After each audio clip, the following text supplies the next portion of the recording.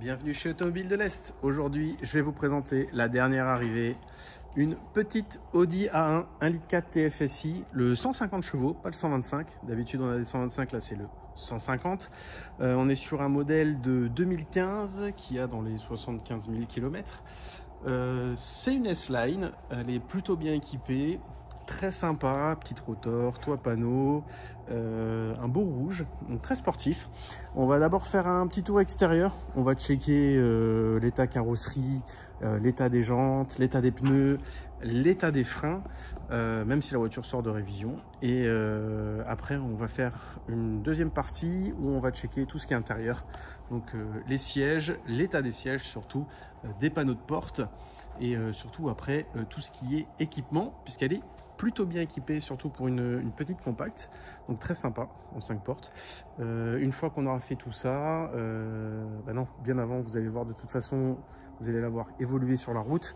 Et entre les deux, on va checker un petit coup sous le capot aussi, voir ce petit bloc de 150 chevaux qui, dans l'Audi A1, est déjà fort sympathique. Allez, c'est parti. Donc on commence tout de suite avec l'état carrosserie. Donc on va faire un petit tour du capot. Alors il y a vraiment les petits impacts routiers classiques. Donc voilà, là je vous mets le doigt à côté.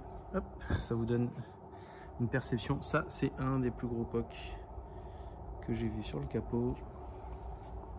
Voilà, ça c'est vraiment les petits gravillons, des choses qui viennent voler sur la face avant quand vous êtes sur la route. Et forcément, c'est une voiture de 2015, elle a 75 000 km, elle a vu un peu de bitume, mais elle est sincèrement plutôt propre. Je vois des petits défauts comme ça. Vous voyez bien, c'est vraiment minime. Elle a des petits anti-brouillards sympas. Ça, ok, c'est de la saleté. Donc S-Line, la différence, la petite lame sur la face avant du moins, la petite lame à l'avant, très sympa. Bon, elle a une calandre noire brillante contour chrome, donc pas full black, mais la calandre est déjà en black, plutôt pas mal. Même là, c'est vraiment plutôt propre. Petit xénon avec les lafards. Le flanc de la voiture. Alors je regarde en même temps. J'espère que je filme bien du coup, parce que je surveille surtout sur la voiture si je vois pas quelque chose.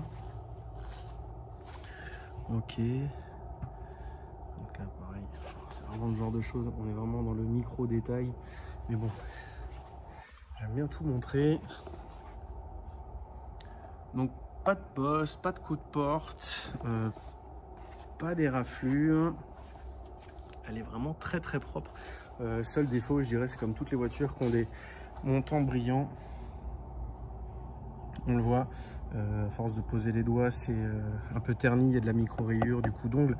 Mais ça sort à la lustreuse. Je le fais systématiquement sur les GTI et ça sort sans problème. Donc S-Line, le petit diffuseur qui est vraiment très sympa. Double sortie, c'est sur les 125 aussi si je dis pas de bêtises, mais 125 et 150 du coup double sortie. C'est là qu'on voit que c'est des petits terrains énervés en général. Donc celle-ci a les radars arrière. Le pare-choc est très... c'est de la saleté. Le pare-choc est nickel. Petite vitre teintée. Vous m'excuserez pour les chaussures qui couinent. De ce côté-là, pareil. Je vois, ah si, j'ai une petite bosse.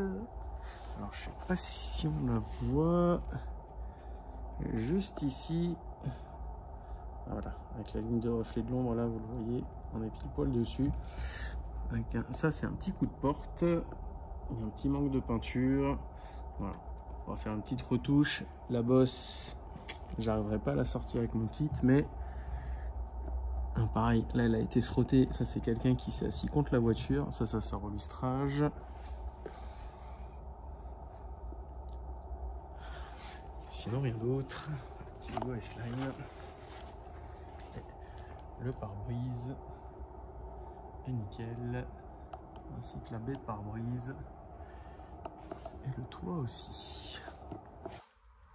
Alors voilà, pour tout ce qui est esthétique, maintenant on va checker jantes et pneus et freins. Alors on va commencer avec cette petite rotor, donc, petit antivol. La jante n'est pas impeccable. On a un léger accro, c'est marrant, c'est comme si c'était dans le vernis. Les petites griffes, alors je pense plus que ça, ce genre de petit impact, c'est en général lors du stockage quand on met les pneus hiver et qu'on stocke les roues dans le garage l'une sur les autres et qu'on fait pas super gaffe. Sinon en termes de pneumatique, on est sur du 2,25, 35, 18, donc 18 sur une A1, plutôt sympa. Ça fait déjà de la belle jante. En pneumatique, c'est du Falken. C'est pas le plus haut de gamme, mais c'est pas le plus mauvais pneu. Et en termes d'usure, est-ce qu'on voit? Donc là, je suis quasiment sur le 10, donc sur un pneu neuf, mais je prends pas sur le témoin, donc il faut enlever 0,6. Voilà, on va arrondir, on va dire qu'on est à 8,59 pour avoir une marge. Je vais juste vérifier par rapport. Oui, ouais, on est sur du quasi neuf. On est sur du pneu quasi neuf.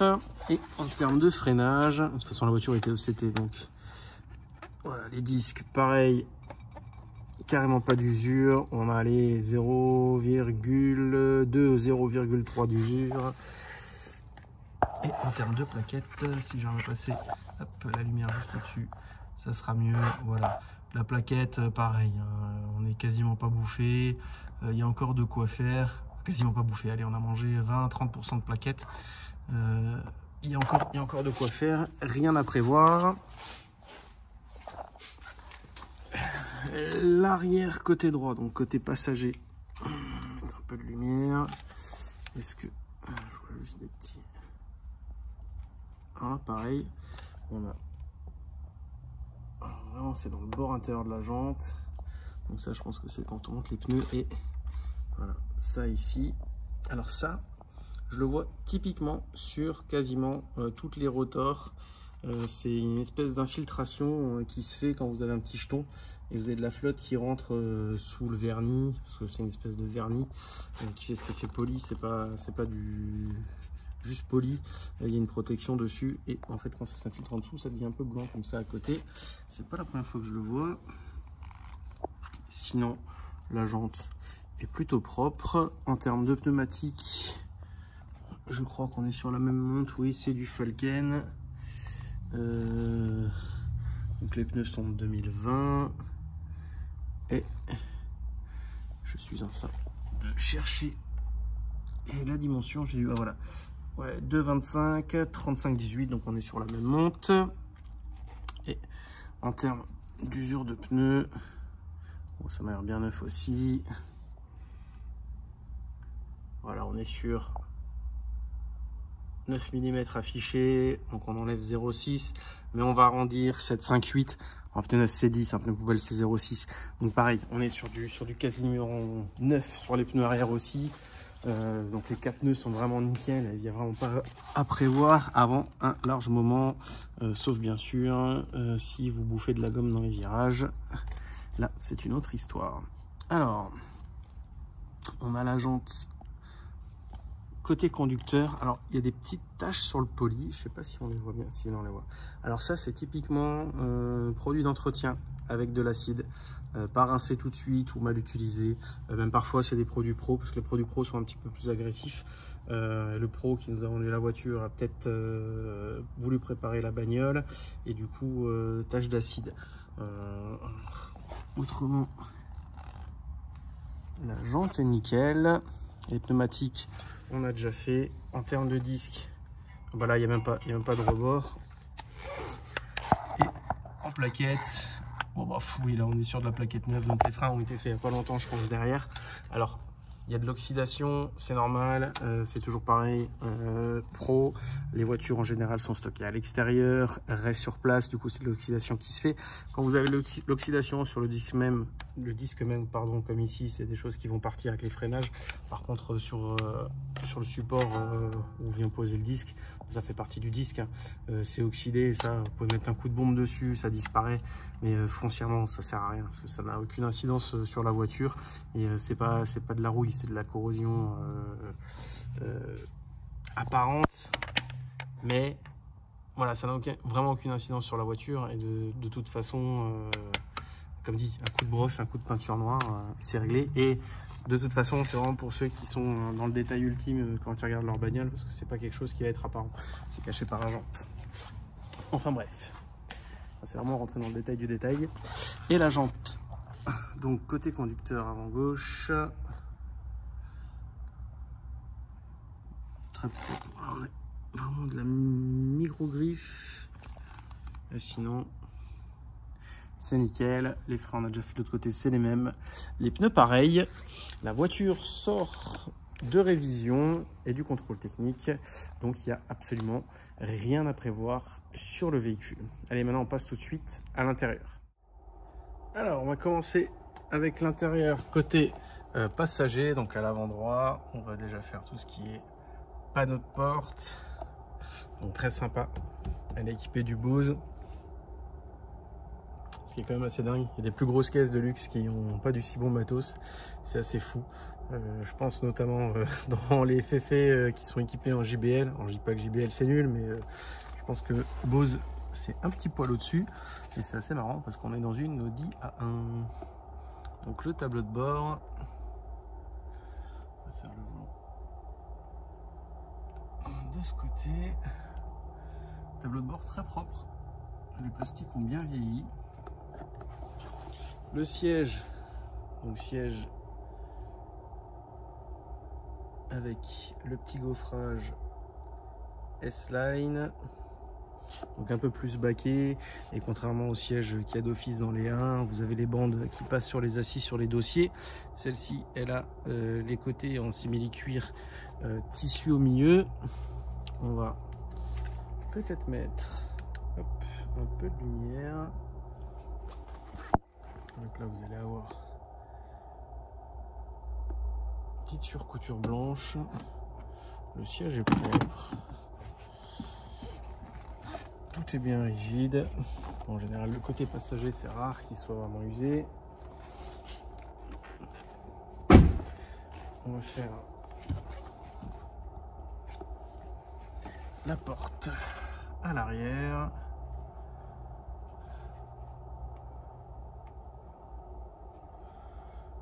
Ok.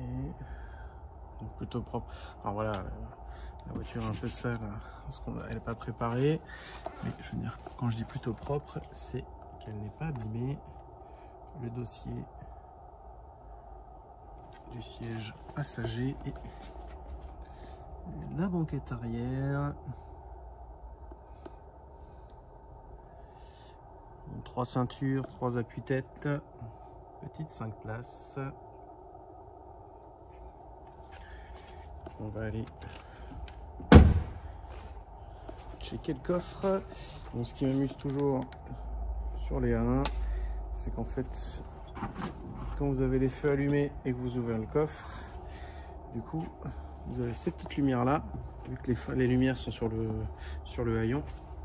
Vous avez ces petites lumières là qui s'allument, qui vous feront le positionnement quand vous êtes stationné. Alors, un peu de lumière. Pour une compacte, c'est pas vilain le coffre, il y a pas mal de place. Banquette 2 tiers 1 tiers, donc on peut rabattre ou la petite à gauche, la grande à droite ou les deux. On a ici le petit caisson de basse Bose, ou c'est la batterie? Ah non, c'est la batterie, ok d'accord, je pensais qu'il y avait un caisson de basse. Ouais, je vais mettre ça tient tout seul. Donc on a la batterie dans le coffre. Le petit compresseur, la bonbonne anti-crevaison, c'est plutôt propre. Ah bah non, le caisson de basse, il doit être là-dedans. Et on va encore juste checker. Alors ça, c'est le problème de toutes les voitures. On faut mettre un bon coup de nettoyage, mais il y a des traces qui partiront plus, je pense, de ce type-là. où en fait vous mettez des cartons ou n'importe quoi dans votre coffre, même les courses. Ça se balade à l'accélération et au freinage, surtout avec les 150 chevaux je pense. Et du coup, ça vous fait des petites traces sur les plastiques, et c'est des plastiques hyper rigides, donc qui marquent très très vite. Et en général, du coup, c'est des traces qui restent. Forcément, mettre des plastiques plus rigides dans le coffre, c'est une partie non voyante. Ce sont des plastiques qui coûtent moins cher. Donc, la banquette arrière du côté conducteur, vraiment très propre. La petite surcouture blanche, je n'ai même pas fait gaffe. Très sympa. Franchement, pour une voiture dite entrée de gamme, hein, puisque la 1 est la plus petite voiture, sauf bêtise de ma part, chez Audi, c'est plutôt esprit luxe. Hein. C'est même marrant, il y a même surcouture. C'est un molletonné, mais ça, on dirait un plastique quand même. C'est vachement bien foutu. Petit chrome dans les poignets, tout. Enfin, franchement, c'est plutôt pas déconnant. Donc, panneau de porte impeccable. Dossier du siège impeccable aussi. On va aller sur le panneau de porte conducteur. Celui-là qui subit toujours le plus parce que le plus utilisé. Petit voyant d'alarme. Donc les rétroviseurs électriques et chauffants. Et là en général, voilà, là c'est les... là qu'on a le plus de traces de pied. Mais ça va encore, c'est quelqu'un qui faisait gaffe à sa voiture. Alors, tout ne sortira pas à la préparation, mais ce sera déjà beaucoup plus propre. Le volant côté conducteur. Forcément le volant est côté conducteur, mais je parle du côté gauche. Et surtout le siège qui est un peu sale. Ça c'est pas grand chose. Et ici le maintien est bon, la mousse n'est pas déglinguée. Et... on va mettre un peu de lumière, mais plutôt pas mal. Hein. Il y a une micro décoloration juste là, même pas de la taille d'une phalange, encore plus petit, on le voit à peine. Putain, c'est hyper léger. Donc ça c'est les frottements quand on monte en descend de la voiture et les frottements de la ceinture. Mais c'est vraiment impeccable. Et du coup, on a fait le tour intérieur. Et ce que je vous propose maintenant, petit volant griffé S-Line, les petits seuils de porte S-Line, ce que je vous propose c'est de faire le tour des options. Alors pour l'équipement, c'est tout bête, anti-brouillard, feu xénon, avec la petite position jour, je ne sais pas si on le voit, la petite ligne, très très jolie. Donc phase 2, sur les phases 1, vous avez une espèce de vague dans l'optique. Là, ils sont vraiment ultra beaux. On est sur du... comme sur du feu Matrix en fait. Ce ne sont pas des Matrix, hein, mais on est sur le même design qu'un feu Matrix. Très sympa. Donc S-Line, jantes rotor, 5 portes, vitres arrière surteintées, aussi derrière, radar arrière, donc 150 chevaux, ça c'est pas une option, c'est la motorisation. Toit panneau qu'on va ouvrir juste après, rétro électrique chauffant, sonorisation Bose, petit seuil de porte S-Line. Nous avons les feux auto, je switch de main pour démarrer la bête. Donc voilà, feux auto qui viennent de s'allumer.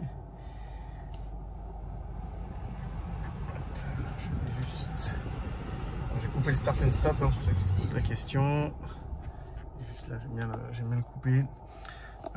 Donc on a les commandes au volant, un régulateur de vitesse, bien entendu volant réglable en profondeur et en hauteur, essuie-glace automatique, feu automatique je l'ai déjà dit. Est-ce qu'on a la commande vocale?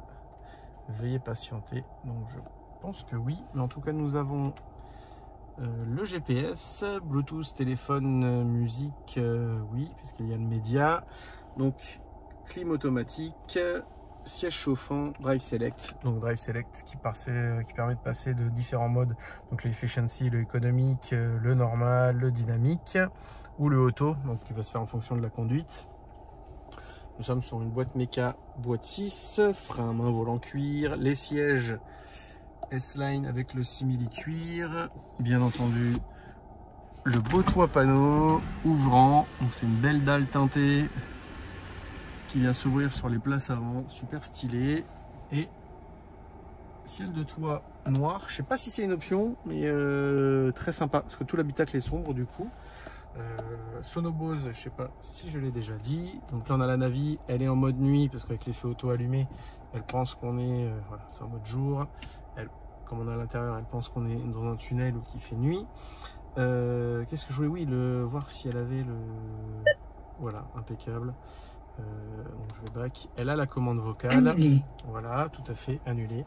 Elle a la commande vocale, petite prise 12 volts, beau petit siège chauffant, conducteur et passager. Très sympa, surtout pour l'hiver.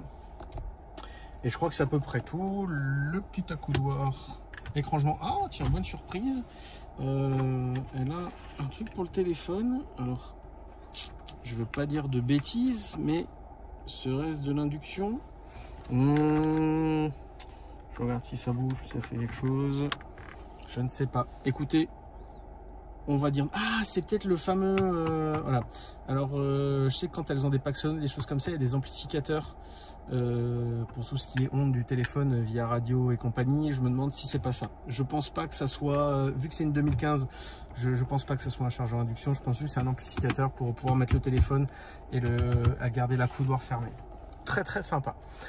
Donc voilà, c'est à peu près tout.